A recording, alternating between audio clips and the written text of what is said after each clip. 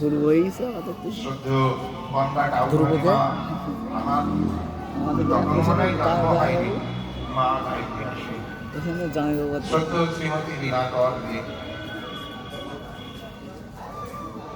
মায়ের কাছে আমিও প্রথম জীবনে কীর্তন আশ্রয় করে শিখেছি। শিখতে পারিনি কিছুই, চেষ্টা করেছি।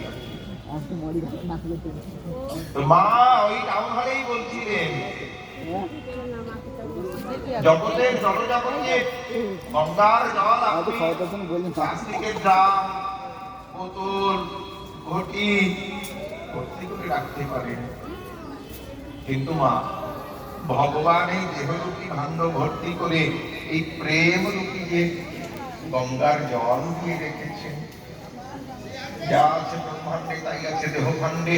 সারা পৃথিবীতে ৩৩,০০০ নদ নদী আছে। বাবা হিউম্যান সায়েন্স বলছে আমাদের প্রতিটি পরিণত মানব শরীরে ৩৩,০০০ শিরা উপশিরা আছে, ভেদ। জগতে গঙ্গে যমুনে তোমার সপ্ত নদীর মধ্যে কারা আগে আসে বাবা? সপ্ত নদীকে আহ্বান করতে গেলে সবার আগে কি আসে? গঙ্গা, তারপরে যমুনা। এই যে দেখো গঙ্গা, এই যে যমুনা। বলে মা বলেছিলেন শোনো, শুধু গঙ্গার জলে নয়, যমুনার জলে নয়, কোন ভক্ত যদি বাবা তার নিজের নয়ন গঙ্গা বা যমুনার জলে যদি তুলসীর পত্রে ভগবান গীতার উপরে অর্পণ করতে পারে এবং ক্রমে পর্যায়ক্রমে ভগবান আসনে বসে যদি সেই গীতাকে যদি বক্ষের মধ্যে আলিঙ্গন করতে পারে, সাক্ষাৎ পরমাত্মা গোবিন্দকে আলিঙ্গন করার মতো সমান অনুভব হয়। কেউ যদি মন তুলসী ভক্তি চন্দন আমার গোবিন্দকে দিতে পারে, তার হয় না কাষ্ঠের চন্দন ঘষতে বারে বারে শিলা। এই জন্য বললেন প্রভুজি প্রভুজি তুম চন্দন হম পারি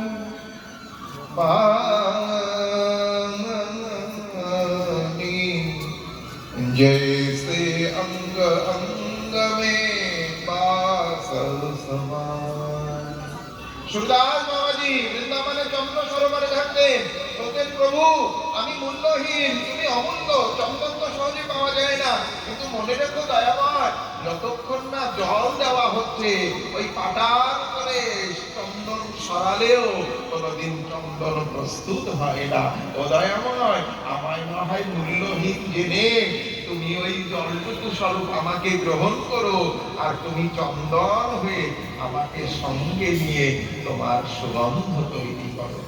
বলেছিলেন তুমি মাটি হাত ধাগা, বলেছিলেন মতি কখন হয়? হাতির দাঁত কেটে মতি হয়, খুব বহুমূল্য জিনিস। কিন্তু সুতোর দাম কি তাই হয় মা? সুতোর দাম কি তাই হয়? বলে প্রভু কিন্তু এই সুতোটা যদি না থাকে মালাটাকে কি গাঁথা যায়? প্রভু তুমি মতি আমি সুতো, তবু তুমি আমাকে কখনো বাদ দিও না। জন্যে বাবা ভগবানের কারণে নিজেকে দান করো আর দিন হয়ে যাও। মনে রাখবেন এই সংসারে যে যত বেশি দিন আমার গোবিন্দ তার তত বেশি অধীন। মোর পুত্র মোর সখা মোর প্রাণপতি, এইভাবে করে যেই বলে শুদ্ধ রতি, আপনাকে বড় মানে আমাদের সমহীন, আমি সর্বতোভাবে হই তাহার অধীন। জন্য